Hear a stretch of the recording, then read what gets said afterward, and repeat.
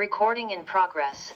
So for hysteresis simply, like I said earlier, hysteresis simply means the events of the past that still have, despite the fact that we try to solve the event of the past, but it's still having impact in the present day.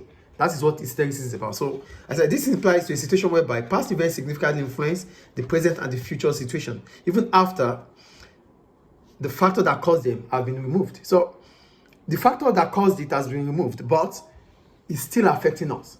So example is recession. Recession is a fall in economic activity for 2 consecutive quarters. That is what recession is. So during recession, it is expected that output will be lost. Why will output lose, or why do we lose output during recession? We lose output during recession because recession brings about a fall or a weak aggregate demand. And because aggregate demand is falling, it simply means output is expected to fall. So as soon as that happens, what happens aftermath? Those made unemployed, okay, now I said, during recession, output is lost, but will be regained during the boom. Boom is after recession. So boom will occur because government have set in to improve or to boost aggregate demand, maybe through subsidy or cutting of taxes. Those things will increase aggregate demand. But why is hysteresis coming in after recession? One, those made unemployed would suffer a loss of income.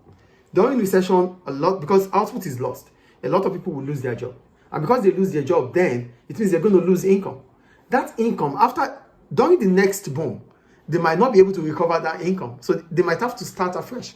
So that means the event of the past is affecting their present day situation. That is hysteresis. You get the first point here?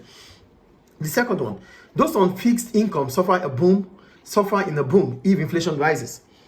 Now, the economy has moved to a boom. Well, I have a fixed income.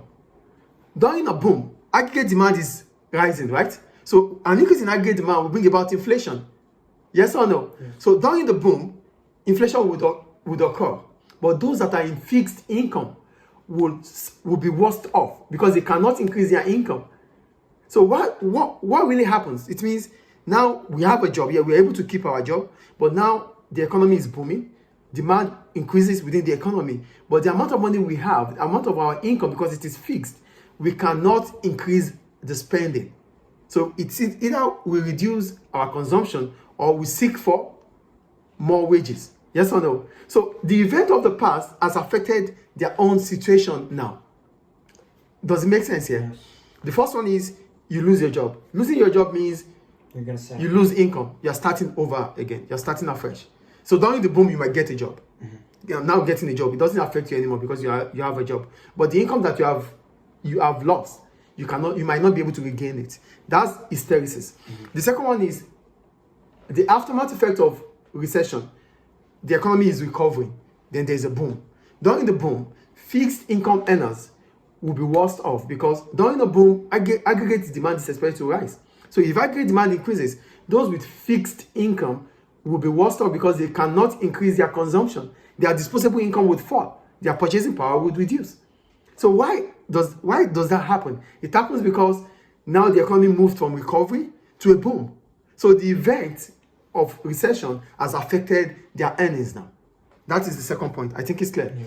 The third one, it's also argued that economies do not bounce back to their previous trend level of growth after deep recession. So here, during deep recession, a lot of firms would be out of business. Yes or no? Yes. So it is difficult for the economy to, bring them all back. Yeah, to bounce back immediately. So what are the reasons why economies might not be able to recover during a deep recession? Number one, permanent loss of, there are two things that would occur. Permanent loss of human capital, permanent loss of physical capital. Those two things are not things that we can easily get back. It takes time.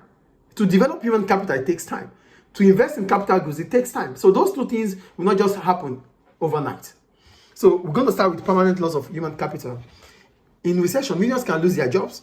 Some may take early retirement and others may suffer a long period of unemployment. So they will lose their skills. Yes. So I said early retirement and others may suffer long periods of unemployment and lose their skills. They will become less productive than before. So there's a deep recession, which brings about a long-term unemployment. So a long-term unemployment means I might lose my skills. because I'm not doing anything. I become idle. So I don't even have money, income to to train myself or to upgrade myself. So I'm even trying to survive. So during those period of time, my skills will be lost. So going back after the recession, I need to start training again. I need, to keep track. So which simply means it will take time again, because education and training takes time before you can get the result. So it means we might not recover the economy. The economy might not bounce back immediately based on the loss of human capital here. I think the point is clear. Then the other one is the permanent loss of physical capital. For physical capital, we're talking about equipment. During recession, a lot of firms will be out of business. So that means they might not even be using their equipment, their technology. So because they're not using it, if boom occurs, it means they have to start buying again, or they have to update, because there's always going to be technological advancement. So it means they have to start updating again. So this will take time.